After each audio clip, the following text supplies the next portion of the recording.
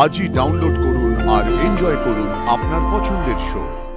উমা আমাকে বলেছিল যে ও আমাকে এমন কিছু দিয়ে যাবে যাতে আমার সব ভাবা ভাবা হয়ে যাবে।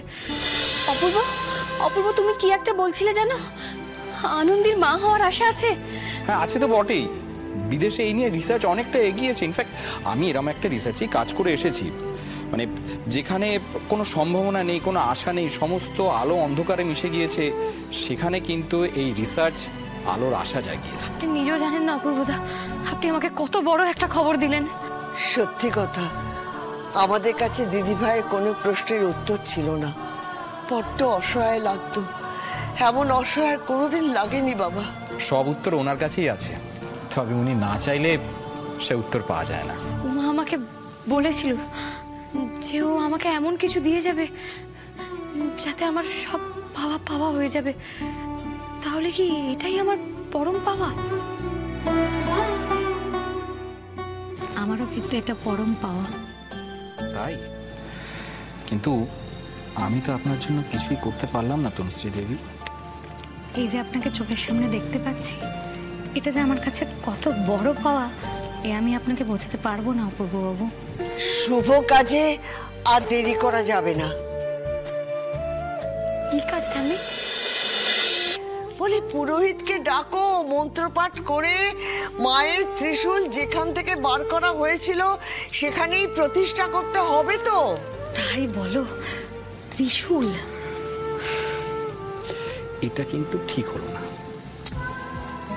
ঠিকই তো, ত্রিশূলকে রাখতে হবে তো আমাদের, আমাদের তো দেরি হয়ে যাচ্ছে। দিদি ভাই, ত্রিশূল তুই বার করেছিলিস, তোকেই কিন্তু ওই ত্রিশূল যথাস্থানে রেখে প্রতিষ্ঠা করতে হবে। ওং জটাজুট সমাযুক্তম অর্ধনুকীত শেখরম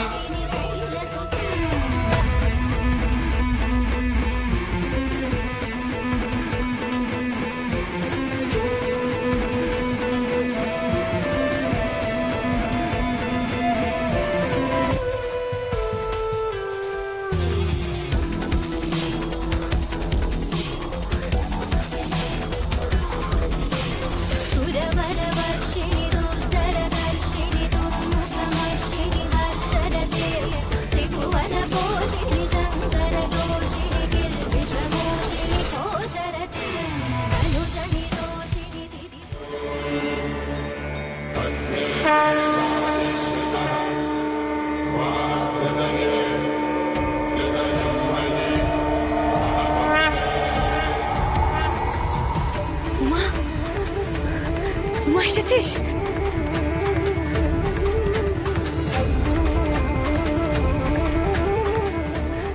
ওই তো উমা। হেই আনন্দী, কি করছো তুমি?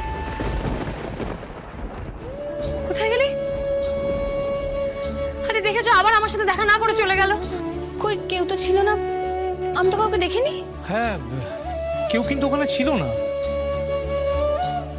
আনন্দী, আমি বলছি এসেছিল।